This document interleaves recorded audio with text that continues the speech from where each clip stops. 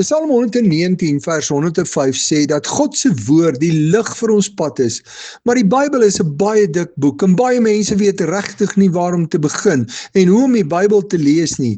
As ek die Bybel lees, moet ek altyd onthou, dis nie 'n geskiedenisboek nie, dis God se woord aan my. Die Here wil deur sy woord met my praat en vir my lei en leer hoe ek vir hom vandag moet lewe.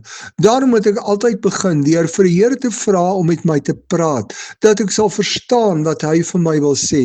As ek 'n gedeelte lees, is dit altyd goed om vir myself te vra waaroor dit gaan. Wat het daar gebeur? Daarom moet ek partykeer so bietjie voor en agter 'n gedeelte lees sodat ek kan verstaan waaroor dit werklik gaan. As ek verstaan waaroor dit gaan, moet ek vir myself vra wat die Here daardeur vir my wil sê.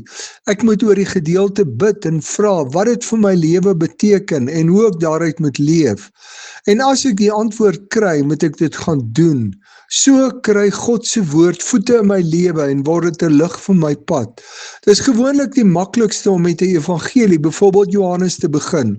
Onthou, die Ou Testament is geskryf voor Jesus se koms as mens na die aarde en alles in die Ou Testament wys na Jesus wat sou kom. Die Nuwe Testament vertel oor Jesus se koms en dan hoe ons moet leef uit wat hy vir ons gedoen het. As jy meer vrae as antwoorde oor God het, gaan soek die antwoorde in God se woord. Lees dit, dink daaroor na en begin leef daaruit en jy gaan God nuut in jou lewe beleef.